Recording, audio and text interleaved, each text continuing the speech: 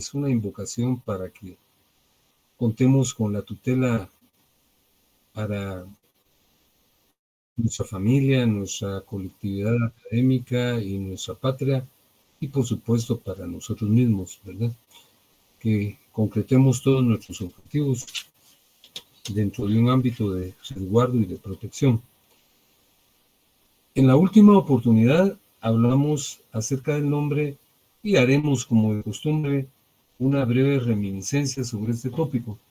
Fíjense que señalamos que, obviamente, tal y como lo conocemos abundantemente, el nombre es un mecanismo de identificación que data casi desde el advenimiento de la humanidad al globo terráqueo, ¿verdad? El surgimiento del hombre y la mujer y el lenguaje onomatopeico propiciaron el surgimiento del idioma, y con posterioridad, luego de muchos siglos de conformación, apareció este como un mecanismo de comunicación muy importante, ¿verdad?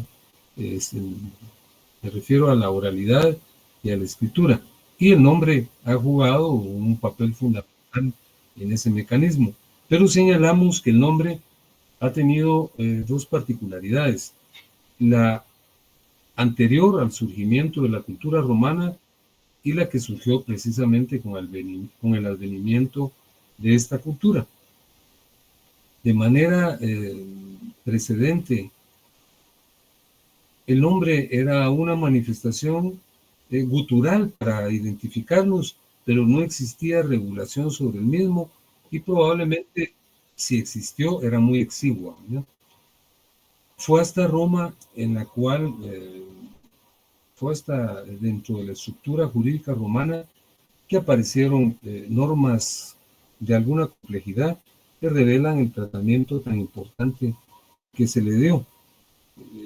Yo les platicaba que el soma, el nombre estaba configurado por 4 elementos: el prenombre, que era el equivalente del nombre de pila actual; el nombre, que era la denominación familiar; el conombre, que era un mecanismo distintivo entre personas que tenían el mismo nombre y el mismo conombre; y eventualmente el agnombre. Para ejemplificar, porque suena un tanto confuso y vago aludirse en términos de mucha generalidad a estas circunstancias, hablé de Publio Cornelio Escipión, el africano, que fue un héroe romano que se distinguió en las guerras púnicas, venciendo precisamente a Aníbal. Cartago y Roma habían entrado en discrepancias bélicas por el predominio sobre el mar Mediterráneo. Ambas eran culturas militaristas, comerciantes, ¿verdad? Entonces esa pugna se definió con la intervención de Publio Cornelio Escipión, ¿verdad? El africano, a quien se le reconoció como vencedor de Aníbal Barca, y precisamente por eso era reconocido como un héroe. Entonces, en el caso de este nombre, advertimos que Publio era el nombre propio, Cornelio era el equivalente del apellido, pero el papá también se llamaba de igual forma, y por eso se le adicionaba un tercer elemento distintivo, que era Escipión, pero a él le agregaron un cuarto, que era el nombre. Era una especie de apodo para significar a todas aquellas personas que se distinguían por sus calidades bélicas o militares, ¿verdad?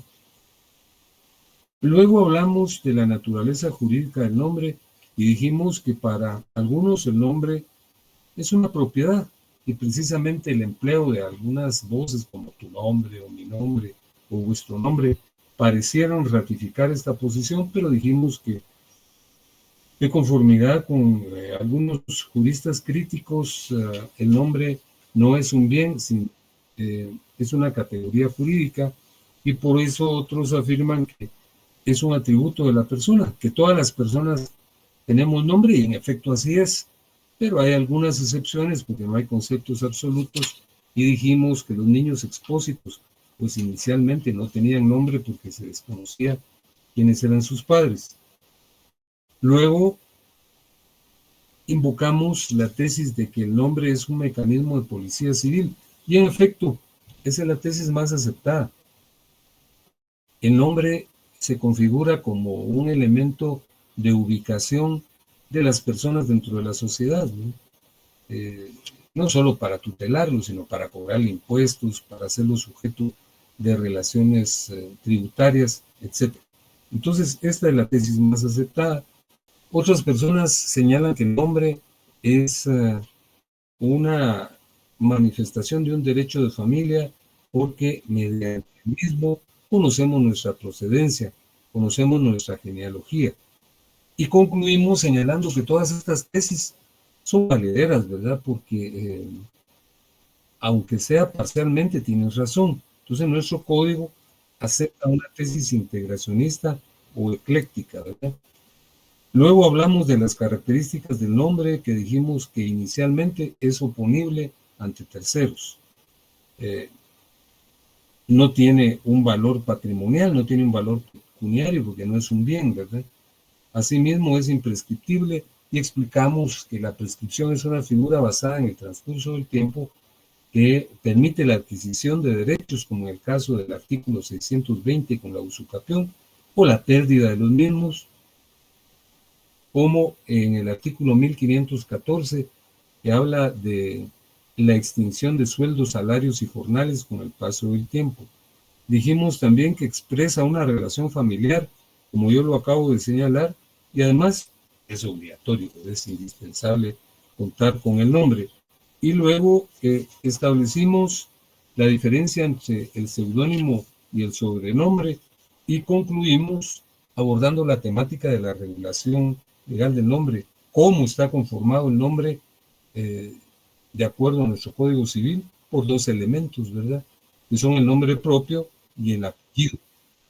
Y asimismo hablamos de la posibilidad que existe de que una persona altere su nombre omitiendo uno de los nombres o uno de los apellidos o adicionando otro porque se hace menester generar una diligencia que se llama declaración jurada de identificación de persona y finalmente hablamos del cambio de nombre y allí justamente nos quedamos.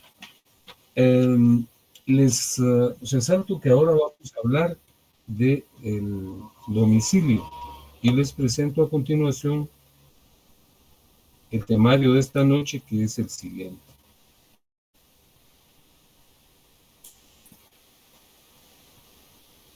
Ya lo tienen en la pantalla, ¿verdad?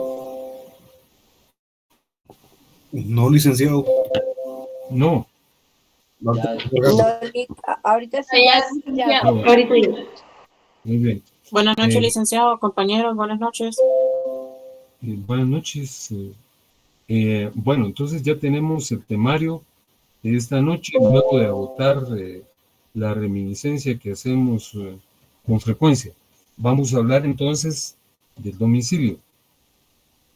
Fíjense que la palabra domicilio procede de una voz latina.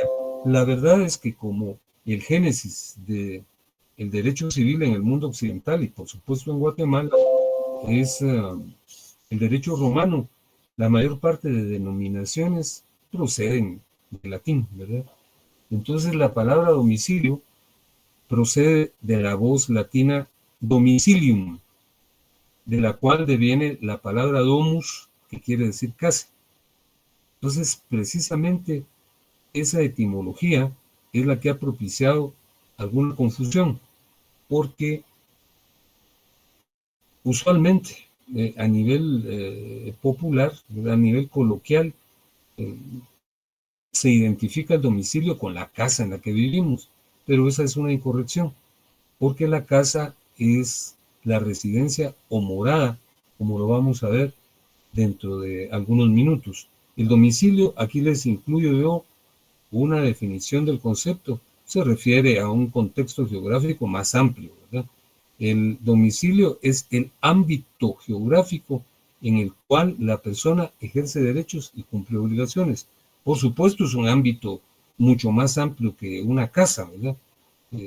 La casa, por espaciosa que sea, por amplia que sea, no posibilita esta concepción, en donde deberá existir una interacción económica, política, mercantil. Eso no es posible en un ámbito tan reducido. Por eso es que se señala El domicilio es el ámbito geográfico en el cual una persona ejerce sus derechos y obligaciones. Les pido, por favor, que traigan a la vista su código a partir del artículo 32, que lo vamos a comentar después de esta explicación sobre los elementos del domicilio. ¿Ya lo tienen a la vista? Sí, licenciado, el 32, ¿verdad? Sí, a partir del 32. Fíjense que, muchas gracias. Los elementos del domicilio son tres: el elemento territorial, el elemento psicológico o anímico y el elemento cronológico o temporal. Es decir, para que exista domicilio es menester que concurran estos tres elementos a los cuales vamos a hacer alusión seguidamente. En principio, debe existir un elemento territorial o espacial, es decir, una circunscripción geográfica en donde la persona viva y ejerza derechos y cumpla obligaciones. Esa circunscripción territorial, ese territorio, pues lógicamente debe tener cierta amplitud, que como repito, no es la de la casa, ¿verdad? Porque en el territorio al que aludo y al que se le llama domicilio, las personas se intervinculan ejerciendo derechos y cumpliendo obligaciones. Entonces, en principio, para que exista domicilio es menester que haya un territorio. A eso alude el elemento territorial o espacial. Luego tenemos el elemento psicológico o anímico, que se refiere al deseo de permanecer indefinidamente en ese lugar. Una persona se asienta en un lugar y tiene el propósito de permanecer ahí indefinidamente. Ese es el elemento psicológico. Porque si una persona llega, como lo vamos a ver en unos minutos, accidentalmente a un lugar a cumplir una labor o a visitar a alguien, entonces no tiene el ánimo de permanecer indefinidamente en ese lugar, sino su permanencia va a ser temporal. Y finalmente hay un elemento cronológico o temporal. Fíjense que, ¿cómo sabemos, cómo podemos determinar que una persona tiene el propósito de vivir indefinidamente en el lugar? ¿De qué manera lo sabremos? No podemos conocerlo porque eso es algo intrínseco, ¿verdad? Pero se puede deducir. Entonces, si una persona permanece por lo menos un año en un lugar, entonces se supone que tiene el propósito de vivir indefinidamente en el lugar. Entonces, repito lo que acabo de señalar. ¿Cuáles son los elementos del domicilio? Los elementos del domicilio son tres: el elemento territorial, el elemento psicológico o anímico y el elemento cronológico o temporal. El elemento territorial, como ya lo dije y lo reiteré, es el ámbito geográfico donde una persona se asienta, que no es exclusivamente su casa, sino es un ámbito mucho más amplio, ¿verdad? Luego hay un elemento psicológico o anímico. La persona quiere vivir allí, en ese lugar, realizar su vida en ese lugar. Ese es el elemento anímico, de vivir ahí permanentemente, indefinidamente. Y luego tenemos un elemento cronológico o temporal que, como les acabo de decir, el deseo de vivir permanentemente, indefinidamente en un lugar, es algo intrínseco, algo interior.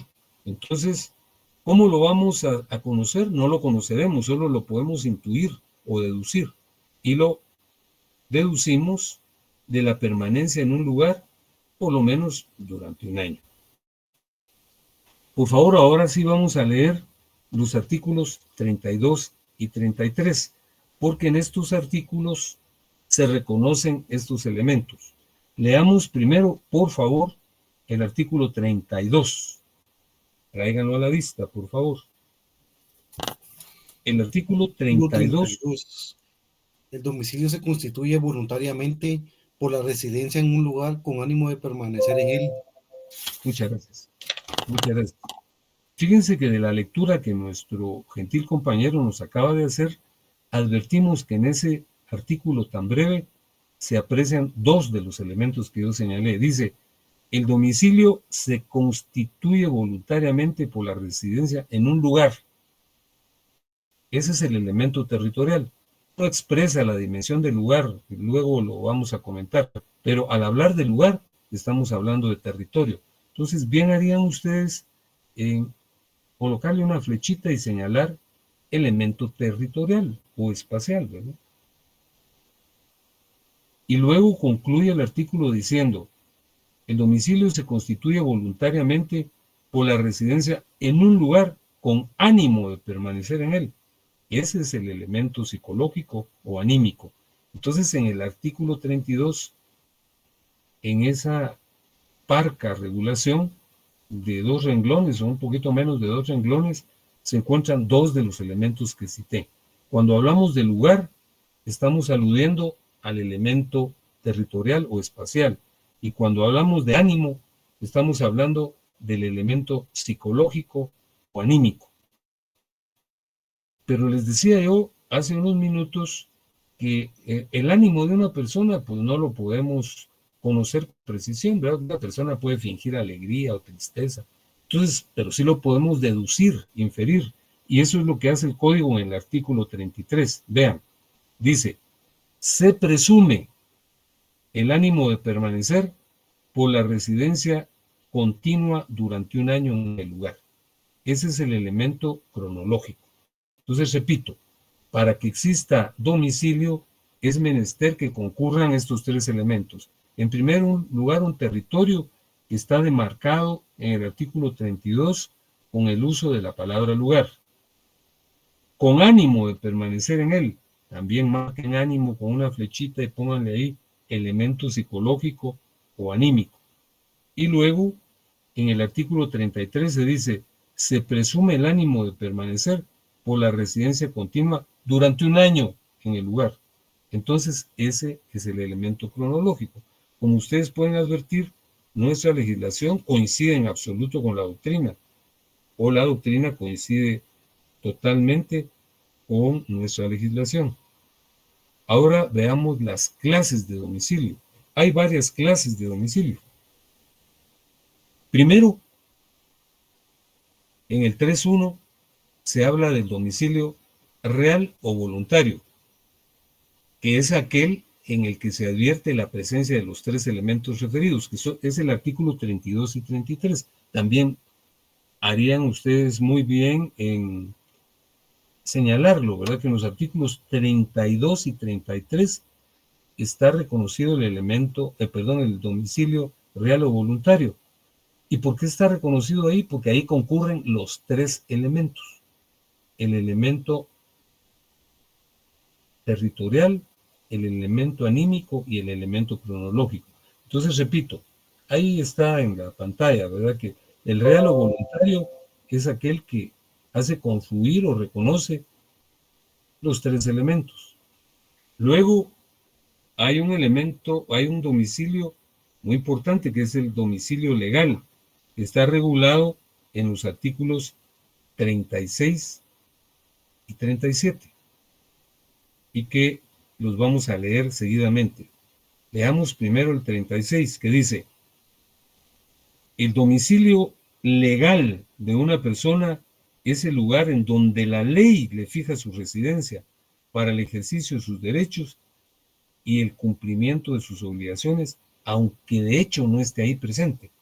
Adviertan ustedes, puede ser que una persona no se encuentre en un lugar, pero la ley le señala ese lugar como su domicilio, y cuando la ley lo determina se llama lógicamente domicilio legal. Lo leo nuevamente. Dice el artículo 36, el domicilio legal de una persona es el lugar donde la ley le fija su residencia para el ejercicio de sus derechos y el cumplimiento de sus obligaciones, aunque de hecho no esté allí presente.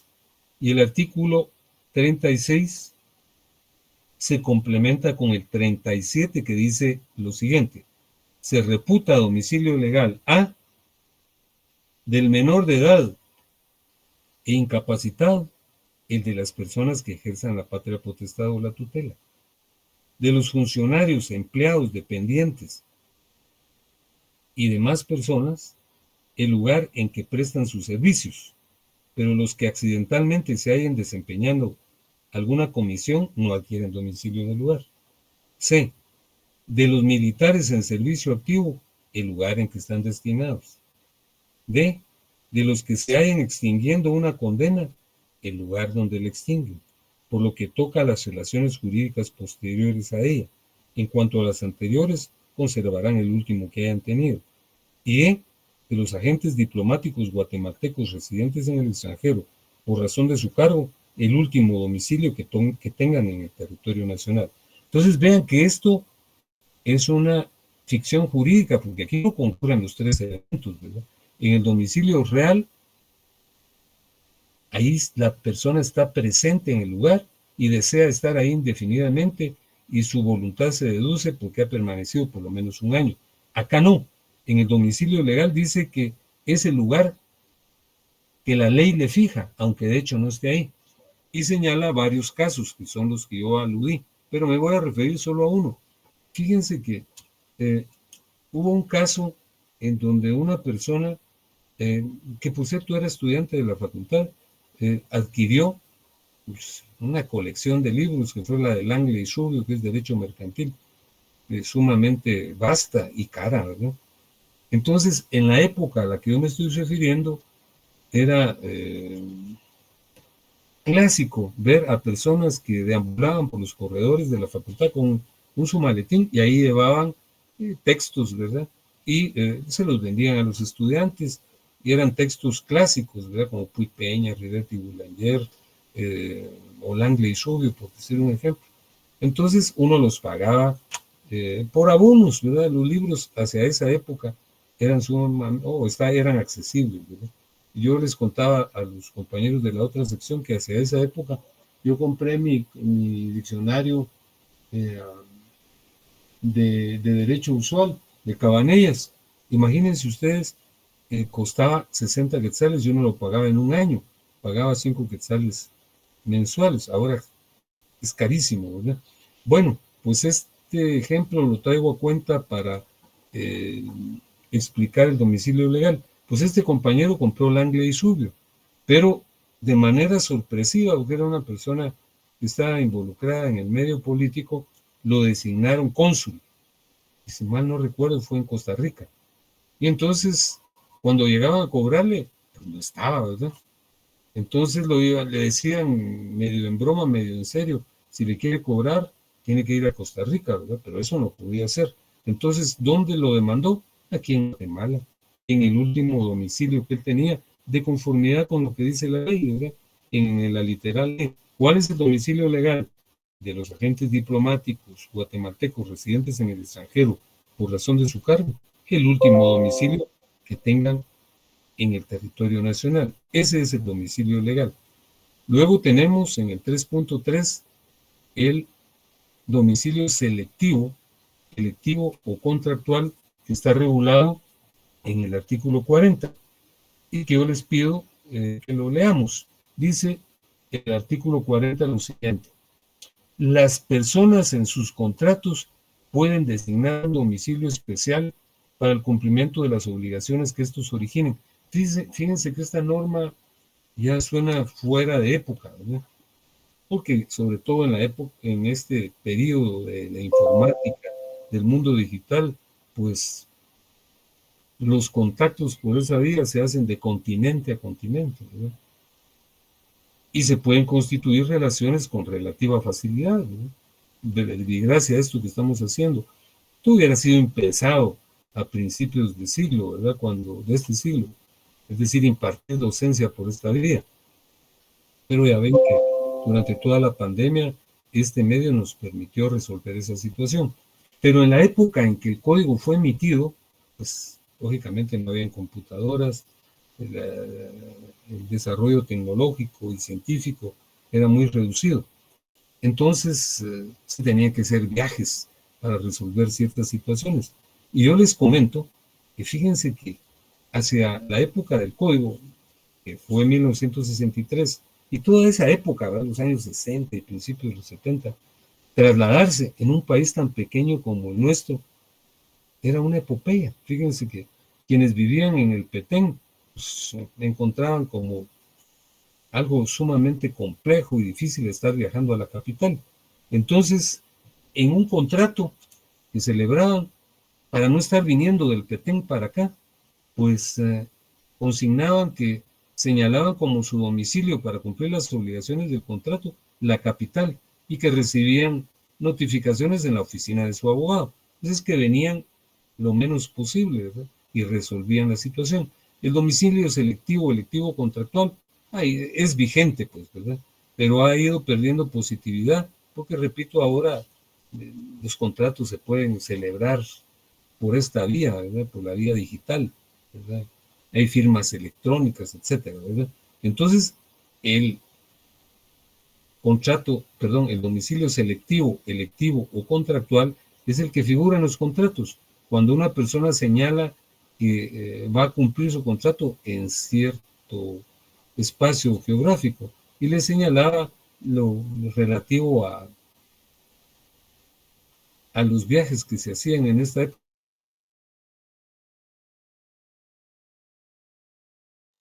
Dificilísima, ¿verdad? Ir a Petén era del otro mundo, pero yo me recuerdo cuando yo era niño, ¿verdad? Que por las devociones de mis padres íbamos para la época de enero, el 15 de enero, a Esquipulas, ¿verdad? Entonces tenía uno que viajar en tren de aquí a Zacapa, ¿verdad? Era todo el día.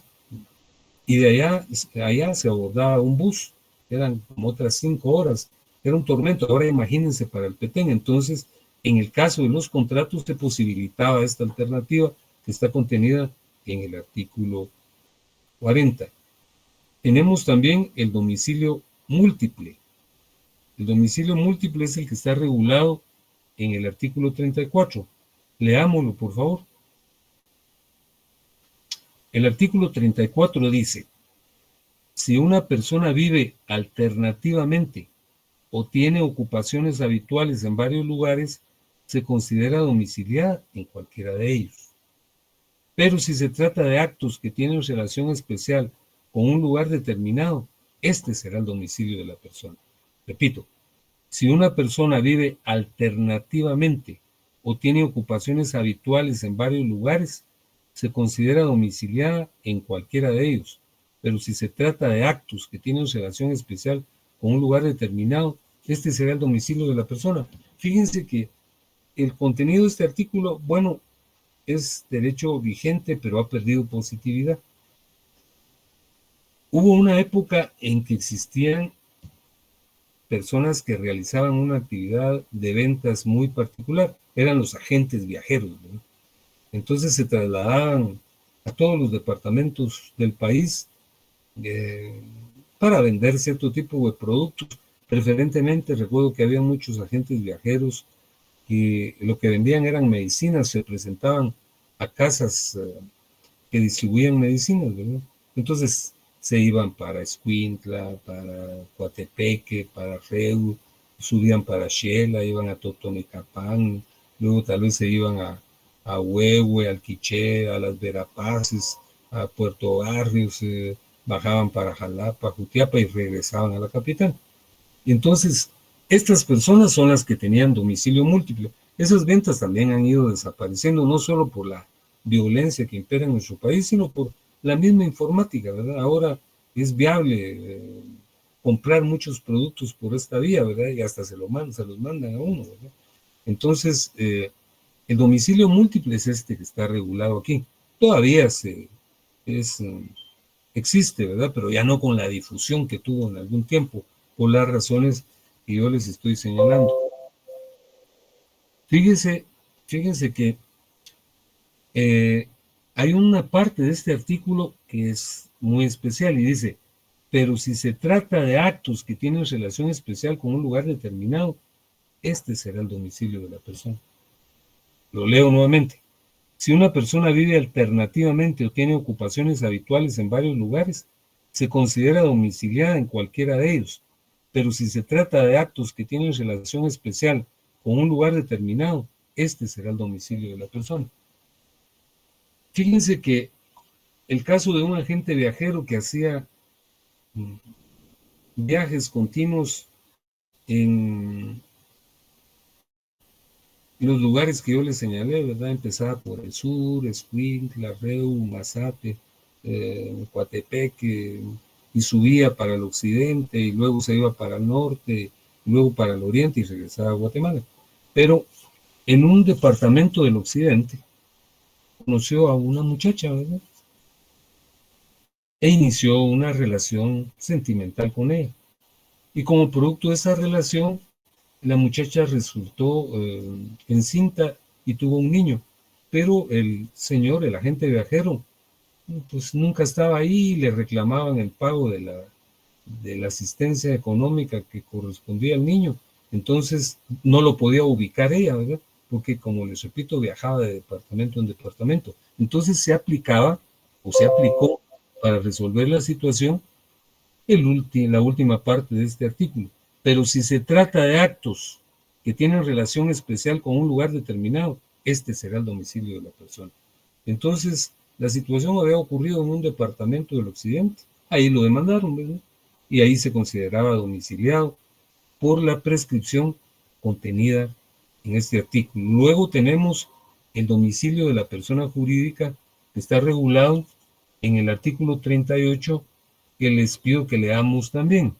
El artículo dice lo siguiente: el domicilio de una persona jurídica es el que se designa en el documento en que consta su creación, o en su defecto el lugar en que tenga su administración o sus oficinas centrales.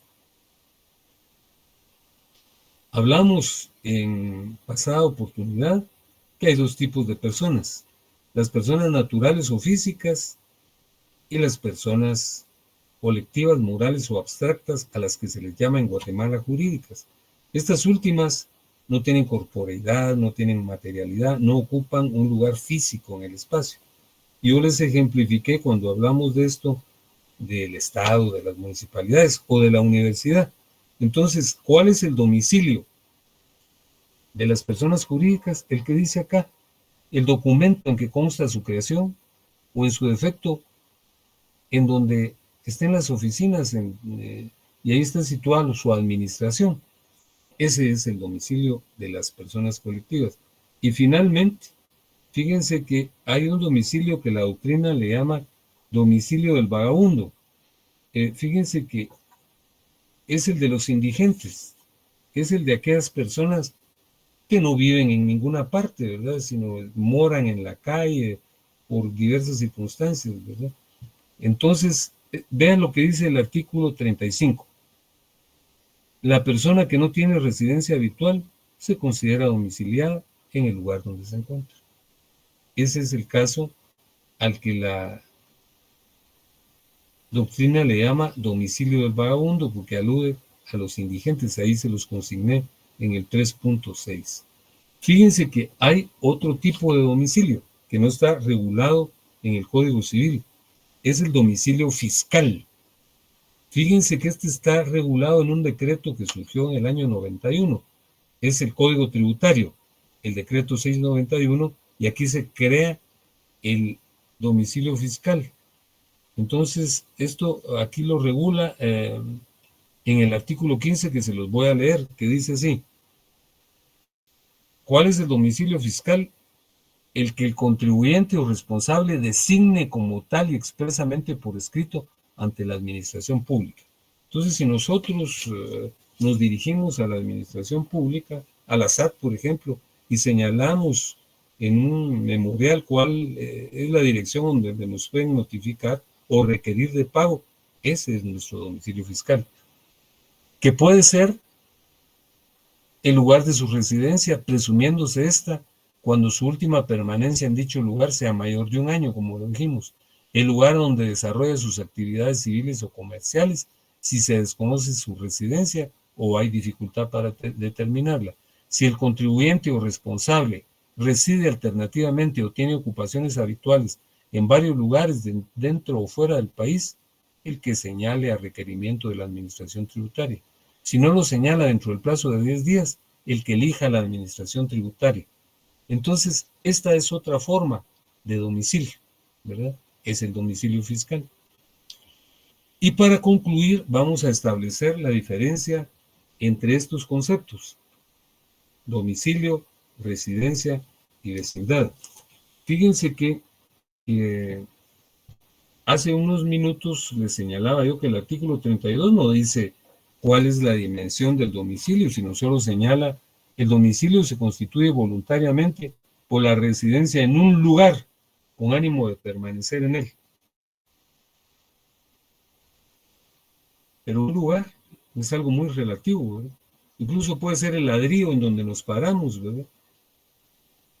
O el salón de clases, o el edificio S10 donde recibimos clase, o toda la ciudad universitaria. Entonces, ¿cuál es el ámbito del domicilio?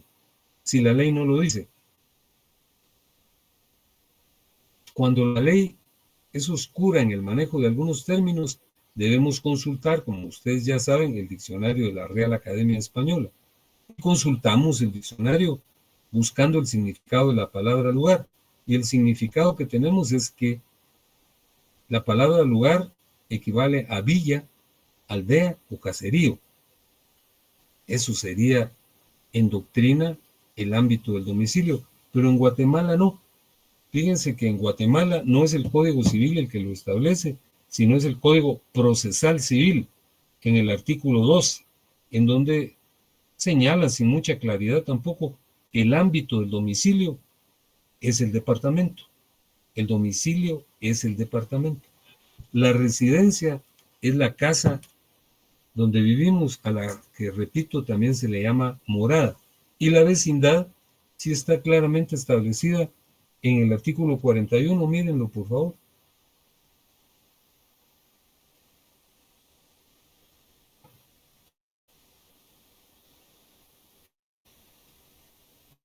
Fíjense que dice el artículo 41, la vecindad es la circunscripción municipal en que una persona reside. Entonces, el municipio donde nosotros residimos es nuestra vecindad. Soy vecino de Amatitlán, o soy vecino de San Raimundo, o soy vecino de San Juan Zacatepeques.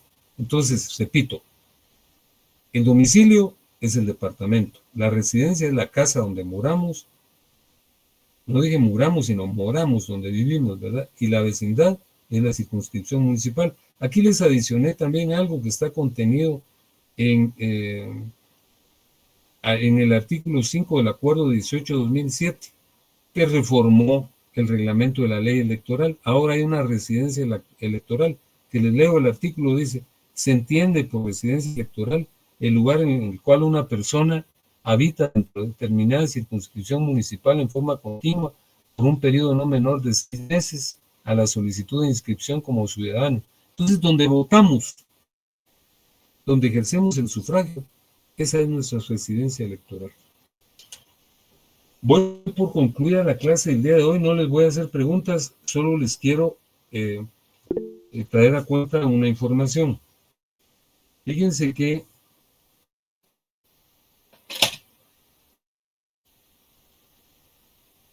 alguien está levantando la mano, ¿no? Sí, licenciado, perdone la interrupción. Yo sí tengo una consulta. Sí. Por ejemplo, hay una notificación hacia una empresa. Bueno, sucede que la notificación del Ministerio Público dice la razón social no es la correcta. Fíjese que no le escuché. Hay una notificación a una empresa. Empresa. Así es.